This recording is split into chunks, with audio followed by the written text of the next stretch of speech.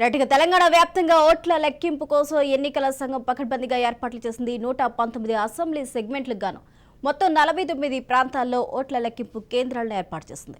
హైదరాబాద్ జిల్లా పరిధిలో 13 కౌంటింగ్ కేంద్రాల్లో ఓట్ల లెక్కింపు జరగనుంది. స్ట్రాంగ్ రూమ్లో వద్ద పటిష్టమైన బందోబస్తును ఏర్పాటు చేసింది. కేంద్ర రాష్ట్ర బలగాలతో 3 అంచెల భద్రతను కల్పించింది. ఇక స్ట్రాంగ్ రూమ్స్ లోపల బయట కెమెరాలు అమర్చి ప్రత్యేక నిఘా ఉంచింది. స్ట్రాంగ్ రూమ్లోకి వెళ్లేందుకు ఒక ఎంట్రీ ఎగ్జిట్ ఉండేలా ఏర్పాట్లు చేయడంతో పాటు స్ట్రాంగ్ రూమ్ కు డబుల్ లాక్ సిస్టమ్ ఏర్పాటు చేశారు. ఇక మొత్తానికి తెలంగాణ వ్యాప్తంగా కౌంటింగ్ అయితే ప్రారంభమైపోయింది. ఇక ముందుగా పోస్టల్ ఓట్ల లెక్కింపు అయితే కొనసాగుతుంది. 8 నుంచి 8 గంటల 30 నిమిషాల వరకు పోస్టల్ ఓటింగ్ అయితే లెక్కింపు అవుతుంది. అనంతరం 8 గంటల 30 నిమిషాల నుంచి 9 గంటల వరకు ఈవీఎంలో ఫస్ట్ రౌండ్ అయితే మనకు అందుబాటులోకి రానుంది. ఇదే అంశానికి సంబంధించి పూర్తి అప్డేట్స్ మా ప్రతినిధి గాంధీ భవన్ నుంచి విక్రాంత్ అందిస్తారు. విక్రాంత్, టోటల్గా ఇప్పటికే కౌంటింగ్ ప్రక్రియ స్టార్ట్ అయిన నేపథ్యంలో రాత్రి 11 గంటల 30 నిమిషాలకు డీకే శివకుమార్ కాంగ్రెస్ కి సంబంధించి ఇక్కడ ఏర్పాట్లను కానీ కౌంటింగ్ ప్రక్రియను పరిశీలించడానికి కానీ తాజ్ కృష్ణలో ఉండి పరిశీలించనున్నారు. మొత్తంగా కాంగ్రెస్ ఏ విధంగా భావిస్తుంది, కౌంటింగ్ ప్రక్రియను ఏ విధంగా పరిశీలించనుంది? థ్యాంక్ యూ స్వప్న. మొత్తాన్ని మాత్రం కాంగ్రెస్ పార్టీకి సంబంధించి మాత్రం 119 నియోజకవర్గాల్లో కూడా ఇప్పటికే 118 నియోజకవర్గాలు కూడా పోటీ చేసిన పరిస్థితి. ఒకటి పొత్తులో భాగంగా ఇటు సిపిఐకి సంబంధించి కొత్తగూడ నియోజకవర్గానికి సంబంధించి మాత్రం సిపిఐతో బలపరిచిన నేపథ్యంలో కూడా సిపిఐ అభ్యర్థి కూడా గెలవబోతుందని మాత్రం కాంగ్రెస్ పార్టీ విశ్వసిస్తూ ఉంది. మొత్తానికి కొద్దిసేపటి క్రితమే ఇటు ఫలితాలకు సంబంధించి మాత్రం కౌంటింగ్ ప్రారంభమైన నేపథ్యం ఉంది. ఇటు మొదటగా మాత్రం పోస్టల్ బ్యాలెట్కి సంబంధించి ప్రక్రియ కొనసాగుతూ ఉంది. కేవలం 30 నిమిషాల నుంచి 45 నిమిషాల మధ్యలోనే ఈ పోస్టల్ బ్యాలెట్లకు సంబంధించిన ఫలితాలు మాత్రం రాబోతా ఉన్నాయి. ఎందుకంటే కేవలం 2 నుంచి 3 వేల ఓట్లు మాత్రమే ఉంటాయి ప్రతి నియోజకవర్గానికి సంబంధించి. కేవలం అత్యధికంగా మాత్రం 4,000 పోస్టల్ బ్యాలెట్లు మాత్రమే ఉన్న నేపథ్యంలో కూడా కేవలం 30 నుంచి 45 నిమిషాల మధ్యనే పోస్టల్ బ్యాలెట్లకు సంబంధించిన ఫలితాలు మాత్రం రాబోతున్నాయి. ఈ పోస్టల్ బ్యాలెట్ల ఫలితాలు కూడా కాంగ్రెస్ పార్టీకి 80% పైగా కూడా వస్తాయని మాత్రం కాంగ్రెస్ పార్టీ ధీమా వ్యక్తం చేసింది. ఎందుకంటే కాంగ్రెస్ పార్టీకి సంబంధించి మాత్రం ఇప్పటికే ఏదైతే పోస్టల్ బ్యాలెట్ ఉంటాయో అవన్నీ కూడా ప్రభుత్వ ఉద్యోగులు వినియోగించుకునే అవకాశం ఉంటుంది. కాబట్టి వాళ్ళంతా కూడా ఇటు బీఆర్ఎస్ పార్టీకి వ్యతిరేకంగా ఉన్నారు, బీఆర్ఎస్ పార్టీ తీరును వ్యతిరేకిస్తూ ఉన్నారు, విసిగిపోయి ఉన్నారు అన్న నేపథ్యంలో కూడా 80% పైగా ఓట్లు కూడా పోస్టల్ బ్యాలెట్లకు సంబంధించి కాంగ్రెస్ పార్టీకి పడతాయని మాత్రం కాంగ్రెస్ పార్టీ విశ్వసిస్తుంది. అదేవిధంగా సంపూర్ణమైన మెజార్టీ 80 నియోజకవర్గాలకు సంబంధించి 80 మంది అభ్యర్థులకు పైగా కూడా కాంగ్రెస్ పార్టీ గెలవబోతుందనేసి మాత్రం చీఫ్ రేవంత్ రెడ్డి కావచ్చు, కాంగ్రెస్ పార్టీ అగ్రనేత అందరూ కూడా విశ్వసిస్తున్నారు. ఏదేమైనా ఇప్పటికే ఎగ్జిట్ పోల్స్ అంతా కూడా కాంగ్రెస్ అధికారంలోకి రాబోతుందని ఆ మెజార్టీకి సంబంధించిన ఎగ్జిట్ పోల్స్ కూడా చెప్పిన పరిస్థితి ఉంది. ఈ నేపథ్యంలో ఒకవేళ హంగు లాంటి పరిస్థితి వస్తే అభ్యర్థులను కాపాడుకోవడం కోసం మాత్రం ఇప్పటికే ఏఐసీసీ అగ్రనేతలు రాహుల్ గాంధీ కావచ్చు నిన్ననే జూమ్ సమావేశం కూడా ఏర్పాటు చేసుకున్నారు. ఆ జూమ్ సమావేశంలో కూడా చీఫ్ రేవంత్ రెడ్డి కావచ్చు, సిఎల్పీ నేత బట్టి విక్రమార్క కావచ్చు, కోమటిరెడ్డి వెంకరెడ్డి, మదియాస్కు లాంటి నేతలతో కూడా ఇప్పటికే జూమ్ సమావేశం ఏర్పాటు చేసుకున్నారు. ఖచ్చితంగా ఏ ఒక్క అభ్యర్థిని కూడా ఇటు సీఎం కేసీఆర్ కొంతమంది కాంగ్రెస్ నేతలతో, కాంగ్రెస్ పార్టీ అభ్యర్థులతో, గెలిచే అభ్యర్థులతో టచ్లో ఉన్నారు, 30 మందికి పైగా అభ్యర్థులతో టచ్లో ఉన్నాడనే ఇన్ఫర్మేషన్తో కూడా కర్ణాటక సంబంధించిన ఉప ముఖ్యమంత్రి పిసిసి అయినటువంటి డీకే శివకుమార్ని కూడా రంగంలోకి దించింది. అదేవిధంగా డీకే శివకుమార్తో పాటు ఒక ఏఐసీసీ ఇన్ఛార్జ్గా ఉన్నటువంటి మీడియా ఇన్ఛార్జ్గా ఉన్నటువంటి అజయ్ కుమార్ కావచ్చు, దేపదాస్ మున్షి కావచ్చు, వీళ్ళందరినీ కూడా ఇప్పటికే తెలంగాణలో ఉన్నటువంటి హైదరాబాద్కి సంబంధించి మాత్రం హోటల్కు తాజ్ కృష్ణకు మాత్రం తరలించడం జరిగింది. ఇప్పటికే నిన్న రాత్రి 11:30కే డీకే శివకుమార్ కూడా ఇటు హైదరాబాద్కు వచ్చి తాజ్ కృష్ణలో ఉన్నాడు. తాజ్ కృష్ణ నుంచి మాత్రం అభ్యర్థుల గెలుపుకు సంబంధించి, ఫలితాలకు సంబంధించి ఎలా ఉందనే దాని మీద మానిటరింగ్ చేశారు.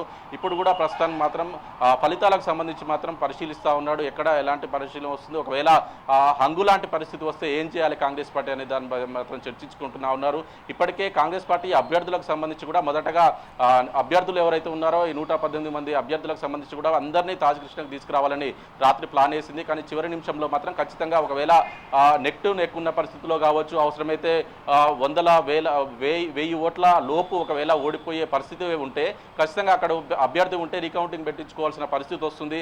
అదేవిధంగా ఘర్షణ వాతావరణం నెలకొన్న సందర్భంలో కూడా ఖచ్చితంగా అభ్యర్థి ఉండాలన్న కొంతమంది ప్రతిపాదనల నేపథ్యంలో కూడా దాన్ని వెనక్కి తీసుకుని అభ్యర్థులందరినీ కూడా హైదరాబాద్ రావద్దు, మీరు మీ కేంద్రాలలోనే ఉండండి అనేసి అవసరమైతే ఏఐసీసీకి సంబంధించి ఇప్పటికే కర్ణాటకకు సంబంధించిన మంత్రులంతా కూడా హైదరాబాద్లోనే ఉన్నారు. ఆ మంత్రుల్ని కూడా ఒక్కొక్క 10 నియోజకవర్గాలకు ఒక మంత్రి చొప్పున కూడా ఇప్పటికే కేటాయించారు. ఆ 10 నియోజకవర్గాలకు సంబంధించి కూడా అభ్యర్థులు గెలవగానే వాళ్ళందరినీ తీసుకొని ఇటు హైదరాబాద్ తాజకృష్ణకు ఆ మంత్రి మాత్రం కర్ణాటకకు సంబంధించిన మంత్రి మాత్రం ఆ 10 నియోజకవర్గాలకు సంబంధించిన ఎంతమంది అయితే గెలుస్తారో ఆ అభ్యర్థులు అందరినీ తీసుకొని వెంటనే అక్కడి నుంచే ఆ పోలింగ్ ఫలితాల కౌంటింగ్ కేంద్రం నుంచే నేరుగా ఎట్లాంటి విజయోత్సవాలకు కానీ అటు నియోజకవర్గానికి వెళ్లకుండా నేరుగా మాత్రం ఆ అభ్యర్థులను మాత్రం ఇటు హైదరాబాద్లోని తాజకృష్ణకు తీసుకురానున్నారు. తాజకృష్ణలోనే ఉంచుతారు.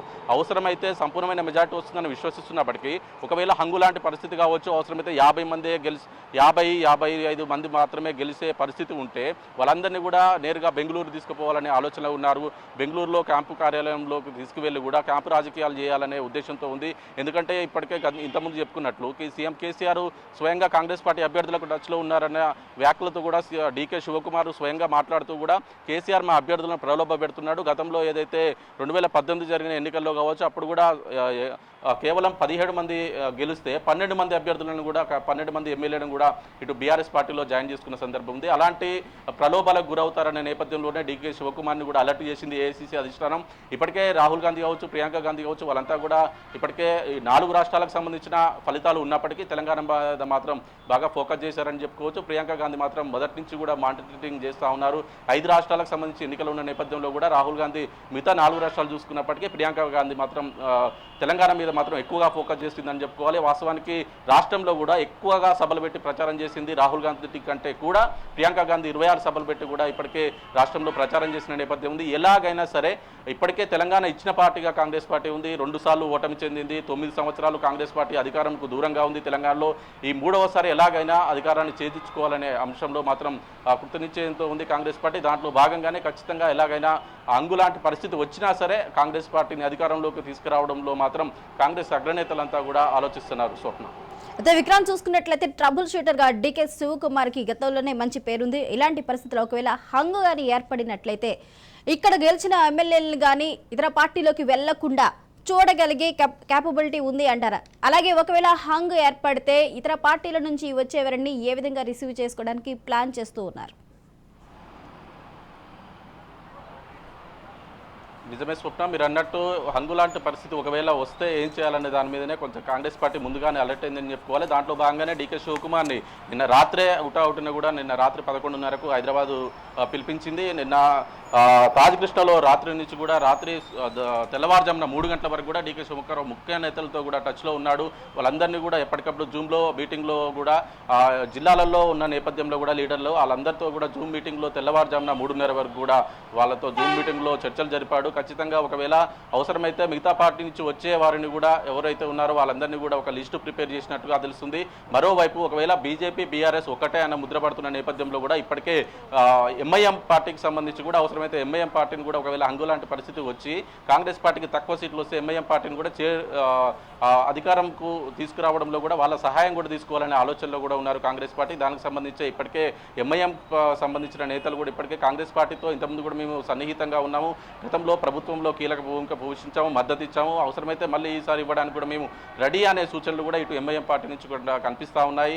ఇటు అవసరమైతే గతంలో కాంగ్రెస్ పార్టీకి టచ్లో ఉన్న ఎమ్మెల్యే అభ్యర్థులు ఎవరైతే ఉన్నారో టీఆర్ఎస్ సంబంధించి బీఆర్ఎస్ పార్టీకి సంబంధించి వారితో కూడా ఇప్పటికే ఆయా జిల్లాలకు సంబంధించిన నేతలు కూడా టచ్లో ఉన్నారు. అవసరమైతే కాంగ్రెస్ పార్టీ సీనియర్ నేతలంతా కూడా కొంతమంది బీఆర్ఎస్ నేతలు కూడా టచ్లో ఉన్నారని చెప్పుకోవాలి. వారిని కూడా అవసరమైతే ఒకవేళ మీరు అన్నట్లు హంగు లాంటి పరిస్థితి వస్తే మాత్రం బీఆర్ఎస్ పార్టీలో గెలిచిన అభ్యర్థులను కూడా తీసుకురావడానికి మాత్రం డీకే శివకుమార్తో పాటు అజయ్ కుమార్ లాంటి ఏఐసీసీ నేతలు కూడా ప్లాన్ వేశారు. దానికి సంబంధించి ఎప్పటికప్పుడు మాత్రం తాజకృష్ణలో మాత్రం సమీక్షిస్తూ ఉన్నారు.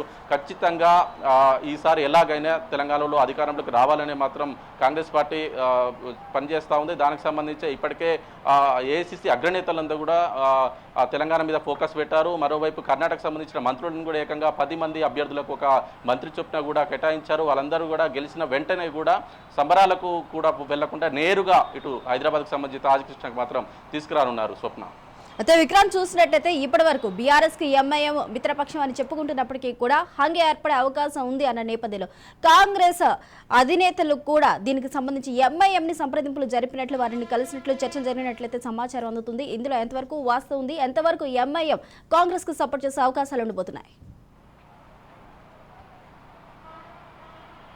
వాస్తవానికి స్వప్న మొదటి నుంచి కూడా కాంగ్రెస్ పార్టీ గతంలో కూడా రాజశేఖర రెడ్డి ఉన్న సమయంలో కావచ్చు కాంగ్రెస్ పార్టీతో ఇంతకుముందు ప్రభుత్వము పంచుకున్న సందర్భం ఉంది ఎంఐఎంకి సంబంధించి.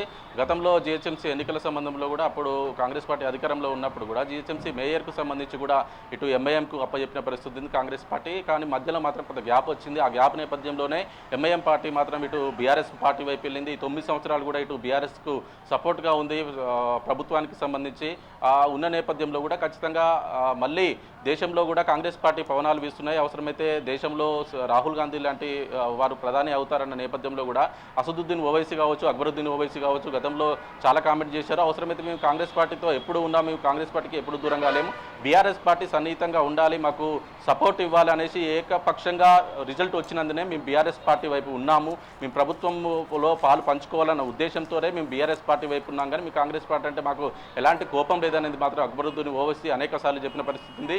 ఈ నేపథ్యంలో అవసరమైతే ఒకవేళ 5 నుంచి 10 సీట్లు అవసరమైన నేపథ్యంలో కేవలం మాజిక్ ఫీవర్ 60 సీట్లు రావాల్సిన నేపథ్యంలో ఒకవేళ 55 సీట్ల వద్దే కాంగ్రెస్ పార్టీ ఒకవేళ ఆగిపోతే బీఆర్ఎస్ పార్టీకి సంబంధించిన అభ్యర్థులు ఎవరైతే ఉన్నారో వాళ్ళు గెలిచిన వాళ్ళు కూడా తీసుకురావడం ఒక ఎత్తు అయితే, ఇటు ఎంఐఎం పార్టీని కూడా టీఆర్ఎస్ పార్టీతో కాంగ్రెస్ పార్టీతో జతకట్టాలనేది మాత్రం కాంగ్రెస్ పార్టీ ప్లాన్ వేస్తూ ఉంది. ఇప్పటికే కొంతమంది సీనియర్ నేతలు కూడా ఇటు డీకే శివకుమార్ లాంటి నేతలు కూడా ఎంఐఎం పార్టీ అధినేతలతో కూడా టచ్లో ఉన్నట్లు తెలుస్తుంది. బయటికి కాంగ్రెస్ పార్టీ చెప్పకుండా ఎంఐఎం పార్టీ నేతలు మాత్రం ఇప్పటికే 1-2 సందర్భాల్లో బయటపడ్డ పరిస్థితి ఉంది. కాంగ్రెస్ పార్టీకి మా సంపూర్ణమైన మద్దతు ఉంటుందనే ఉద్దేశంతో కూడా ఎంఐఎం పార్టీ ఉంది. ఖచ్చితంగా ఒకవేళ మ్యాజిక్ ఫీవర్కు కొంచెం 5 నుంచి 10 సీట్లు ఒకవేళ తక్కువ వచ్చిన సందర్భం మాత్రం ఖచ్చితంగా ఎంఐఎం పార్టీ మాత్రం ఇటు కాంగ్రెస్ పార్టీతో మాత్రం జతకట్టే అవకాశాలు మాత్రం చాలా స్పష్టంగా ఉన్నాయి. ఎందుకంటే బీజేపీ పార్టీ కూడా ఇప్పటికే బీఆర్ఎస్ పార్టీ వైపు ఉన్నదని వినిపిస్తున్న నేపథ్యంలో కూడా ఒకవేళ బీఆర్ఎస్ పార్టీకి బీజేపీ మద్దతు ఇస్తే ఖచ్చితంగా ఎంఐఎం పార్టీ మద్దతు ఇచ్చే అవకాశం లేదు. ఎందుకంటే అది హిందుత్వ పార్టీగా ఇది ముస్లిం పార్టీగా ముద్రపడ్డ నేపథ్యంలో కూడా ఆ 2 పార్టీలు ఒకే దగ్గర ఉండే అవకాశం లేదు. కాబట్టి ఎంఐఎం పార్టీ ఖచ్చితంగా కాంగ్రెస్ పార్టీకి మద్దతు ఇస్తుందనే ఆలోచనలో కూడా కాంగ్రెస్ పార్టీకి సంబంధించిన నేతలు మాత్రం చాలా విశ్వాసంగా ఉన్నారు. స్వప్న విక్రాంత్ చూసుకున్నట్లయితే బీఆర్ఎస్ చెప్తూనే ఉంది ముందు నుంచి కూడా కాంగ్రెస్ లో ఒకవేళ గెలిచినప్పటికీ కూడా కాంగ్రెస్ లో బీఆర్ఎస్ కి సంబంధించిన కోవట్లు ఉన్నారు, గెలిచిన అనంతరం బీఆర్ఎస్ లోకి వస్తారంటూ కూడా. అదేవిధంగా కాంగ్రెస్ కు సంబంధించిన కోవట్లు బీఆర్ఎస్ లో ఉండే అవకాశం ఉందా? ఒకవేళ గెలిచిన తర్వాత కాంగ్రెస్ లోకి వచ్చే అవకాశాలు ఎంతవరకు ఉండే అవకాశాలు ఉన్నాయి? వాస్తవానికి స్వప్న, ఎందుకంటే చివరి నిమిషం వరకు అభ్యర్థులకు సంబంధించిన ఎమ్మెల్యే అభ్యర్థులకు సంబంధించిన విషయంలో కావచ్చు, ఇప్పటికే బీఆర్ఎస్ పార్టీకి సంబంధించిన ఎమ్మెల్యేలు కూడా చివరి నిమిషంలో కూడా ఇటు కాంగ్రెస్ పార్టీలో జాయిన్ అయిన సందర్భం ఉంది. బీఆర్ఎస్ పార్టీ నుంచి వచ్చిన వాళ్ళకి చాలా మంది కూడా ఇక్కడ కాంగ్రెస్ పార్టీలో సీట్లు కేటాయించిన నేపథ్యం ఉంది. ఇటు మల్కాజ్గిరికి సంబంధించి కూడా తండ్రి కొడుకులు ఇద్దరికీ కూడా మైనంపల్లి హనుమంతరావు కావచ్చు, మైనంపల్లి రోహిత్ కావచ్చు, ఇట్లా 2 సీట్లు కూడా ఇచ్చిన పరిస్థితి ఉంది కాంగ్రెస్ పార్టీలో. అవసరమైతే మైనంపల్లి హనుమంతరావుకు సంబంధించిన కొంతమంది ఎమ్మెల్యే అభ్యర్థులు కూడా బీఆర్ఎస్ పార్టీలో ఉన్నారు. ఇట్లా చూసుకుంటే కాంగ్రెస్ పార్టీకి ఎవరైతే చివరి నిమిషంలో వచ్చారో వాళ్ళందరూ కూడా బీఆర్ఎస్ పార్టీలో 9 సంవత్సరాల నుంచి బీఆర్ఎస్ పార్టీలో ఉన్న నేపథ్యంలో కావచ్చు, బీఆర్ఎస్ పార్టీలో టికెట్ రాని నేపథ్యంలో కాంగ్రెస్ పార్టీకి వచ్చి టికెట్ పొందిన అభ్యర్థులు కావచ్చు, వీళ్ళంతా కూడా బీఆర్ఎస్ పార్టీకి సంబంధించిన అభ్యర్థులు మాత్రం చాలా వరకు టచ్లో ఉన్నారు. కొంతవరకు కాంగ్రెస్ పార్టీకి సంబంధించిన అభ్యర్థులు కూడా కాంగ్రెస్ పార్టీలో టికెట్ రాని వారు కావచ్చు, టికెట్ చివరి నిమిషంలో వచ్చిన నేపథ్యంలో కావచ్చు, కాంగ్రెస్ పార్టీ నుంచి ఇటు బీఆర్ఎస్ పార్టీ వైపు వెళ్ళినా కానీ ఏ ఒక్క అభ్యర్థి కూడా కాంగ్రెస్ పార్టీ నుంచి వచ్చిన వారికి మాత్రం చివరి నిమిషంలో బీఆర్ఎస్ పార్టీ టికెట్లు వెళ్ళలేదు. కానీ బీఆర్ఎస్ పార్టీ నుంచి వచ్చిన వాళ్ళకి మాత్రం కాంగ్రెస్ పార్టీ అనేకమైన టికెట్లు ఇచ్చింది. ఇక్కడ దాదాపు 10కి పైగా సీట్లు మాత్రం బీఆర్ఎస్ పార్టీ నుంచి వచ్చిన వారికే ఇచ్చింది. ఈ నేపథ్యంలో బీఆర్ఎస్ పార్టీ నుంచి వచ్చిన అభ్యర్థులు ఇక్కడ ఎక్కువగా కాంగ్రెస్ పార్టీలో ఉండడం వల్ల వారికి టచ్లో ఉన్న అభ్యర్థులు చాలా మంది ఉన్నారనే చెప్తున్నారు కాంగ్రెస్ పార్టీకి సంబంధించి. ఎందుకంటే ఈ 9 సంవత్సరాలు ట్రావెల్ చేసిన నేపథ్యంలో కూడా వారంతా కూడా సన్నిహితంగా ఉంటున్న నేపథ్యంలో కూడా ఒకవేళ మార్జిన్ ఫిగర్ తక్కువ వచ్చిన సందర్భంలో కూడా ఖచ్చితంగా బీఆర్ఎస్ పార్టీ నుంచి కాంగ్రెస్ పార్టీకి వచ్చిన నేతలే తిరిగి బీఆర్ఎస్ పార్టీకి సంబంధించిన నేతల్ని ఖచ్చితంగా తీసుకువస్తారనే విశ్వాసం మాత్రం కాంగ్రెస్ పార్టీ నేతలకు ఉంది. దానికి సంబంధించి ఇప్పటికే ఆయా పార్టీలకు సంబంధించి బీఆర్ఎస్ పార్టీ నుంచి ఎవరైతే వచ్చారో వాళ్ళకి కూడా ఖచ్చితంగా ఎవరైతే టచ్లో ఉంటున్నారో వాళ్ళ మీద కన్నేసి ఉంచండి, ఖచ్చితంగా ఒకవేళ హంగు లాంటి పరిస్థితి వస్తే మాత్రం వాళ్ళని తీసుకురావడంలో ప్రధాన భూమిక మీరు పోషించాలని మాత్రం ఇప్పటికే ఏఐసీసీ అధిష్టానం కావచ్చు, కాంగ్రెస్ పార్టీకి చెందిన నేతలు కావచ్చు ఇప్పటికే వారికి ఒక దిశానిర్దేశం చేశారు. వాళ్ళు కూడా గత వారం రోజుల నుంచి కూడా అదే పనిలో ఉన్నారని చెప్పుకోవాలి. స్వప్న విక్రాంత్, ఇక రాత్రి 11:30 డీకే శివకుమార్ తాజ్ కృష్ణకు వచ్చారు. ఇక ఇతర అధికారులు ఉన్నట్టు తెలిసింది. టోటల్ గా తాజ్ కృష్ణ దగ్గర ప్రస్తుత పరిస్థితి ఎలా ఉంది, అక్కడ ఎవరెవరు ఉన్నారు?